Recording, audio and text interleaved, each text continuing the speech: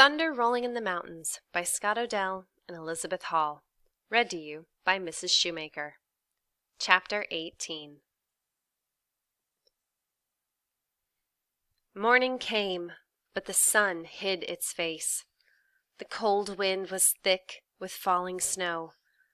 Between our camp and the soldiers, the snow was so deep that I could not make out the bodies that littered the frozen ground. With first light the shooting began. Soon the air was filled with smoke from rifles, and I could no longer see the falling snowflakes. Through the mist I saw flashes of guns. That day, while the warriors fought, we dug tunnels in the damp earth with our knives and camas hooks. By nightfall we could scoot on our stomachs from one sheltering gully to the next. I crept through the tunnels until I found Dear Woman. She and Bending Willow were safe. I swept Bending Willow in my arms and held her close. She waved her small fists and gurgled with laughter. My sister had been on this earth for 4 moons. I thought she might not live to see another moon. I gave Dear Woman the buffalo meat I had not eaten. She needed food to make milk for my sister. That night, I stayed in the gully with Dear Woman and Bending Willow. We sat with our backs against the dirt wall. Our hearts were heavy, and we talked little.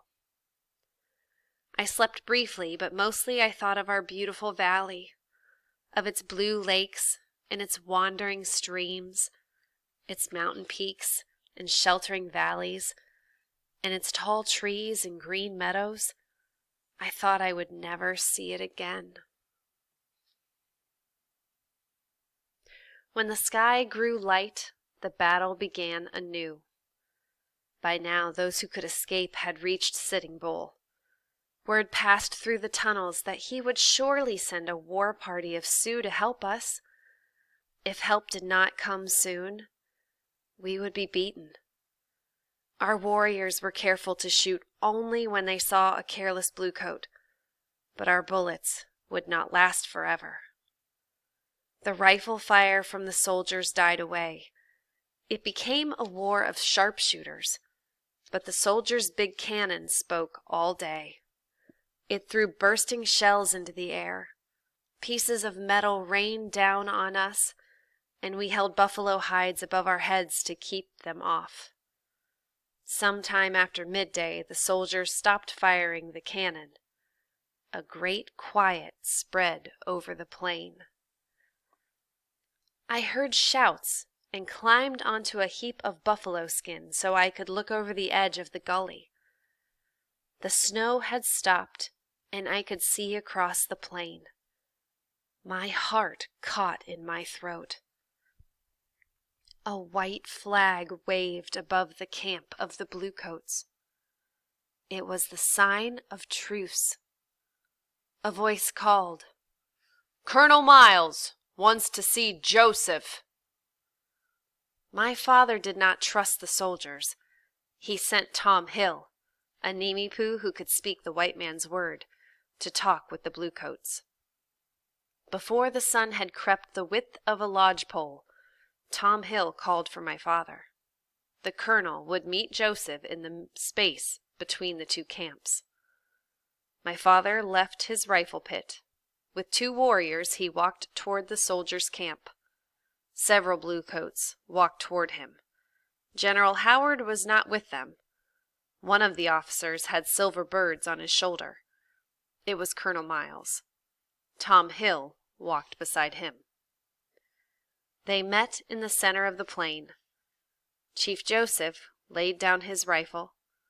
The warriors placed their rifles on the ground. For a time they talked to the bluecoats. The colonel waved his arms and pointed at our camp and then behind him. My father shook his head and made the hand sign that means never. He turned and began walking back to his rifle pit. The white colonel pulled a pistol from his belt.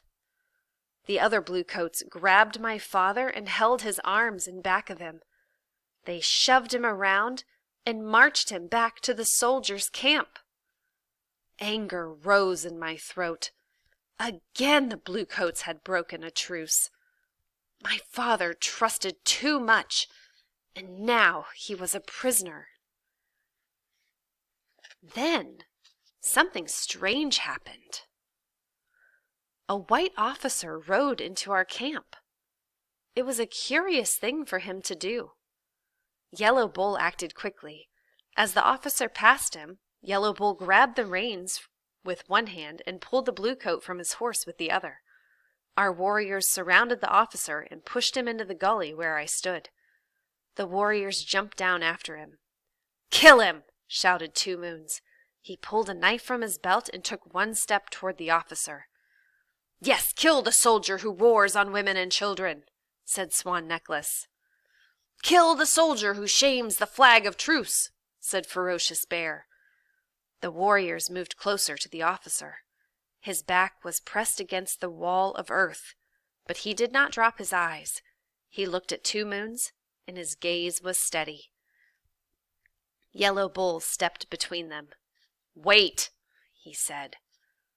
Whitebird came through the tunnel. He stood and stretched out his hand. "You are children," he said. "Do not harm this man. As long as he lives, Joseph is safe. When he dies, the bluecoats will kill Joseph." Tom Hill, who was back among us, came in from one of the rifle pits. He talked long with the officer and changed his words so we could understand. The officer's name was Lieutenant Jerome. He had come to see if we were ready to surrender.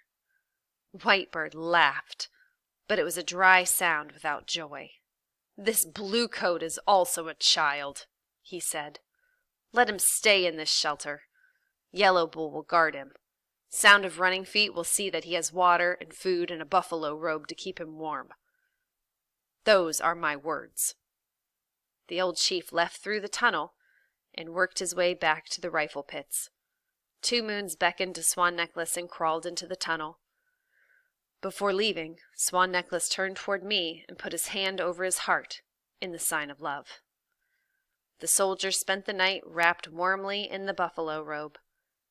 He slept soundly, but Yellow Bull and I did not sleep at all. When the soldier awoke, he washed his hands and face in water that I brought from the stream. He drank 2 buffalo horns filled with water and ate buffalo meat and cold mush while Yellow Bull and I watched. He walked back and forth, back and forth. Yellow Bull's eyes followed him. He sat with his rifle across his knee. The soldier had no chance to escape, but showed no fear. The soldier Jerome pulled a piece of white paper from his pocket. He took out a pencil and made many marks on the paper. Then he called for Tom Hill. When Tom Hill came into the shelter, the soldier spoke the marks. Tom Hill told us what the marks said. They said that the soldier had good food and a warm bed and good treatment. They hoped that the bluecoats were treating Chief Joseph the same way. Whitebird sent Tom Hill to the bluecoats with the talking paper. Soon Tom Hill was back with the talking paper for the soldier. It said that the white colonel would send my father back to us if we would let the soldier Jerome go free. "No," said Whitebird. "The bluecoats have tricked us before. They will not trick us again. If the colonel speaks true, he will bring Joseph to the ground where we met before. We will bring the soldier Jerome to the same ground." Tom Hill put these words so the soldier could understand. He changed them into marks on the paper, and Tom Hill carried it back to the white colonel. He watched Tom enter the camp of the bluecoats. We waited. Soon my father walked onto the plain. White officers were on each side of him. Yellow Bull told the soldier Jerome to climb out of the gully. Whitebird and Looking Glass waited for him. Two Moons and Ferocious Bear joined them. and all walked out to meet the bluecoats. The soldier Jerome shook hands with my father. They changed places. Our chiefs and warriors brought my father back to our camp. The bluecoats pulled down their white flag, and the shooting began.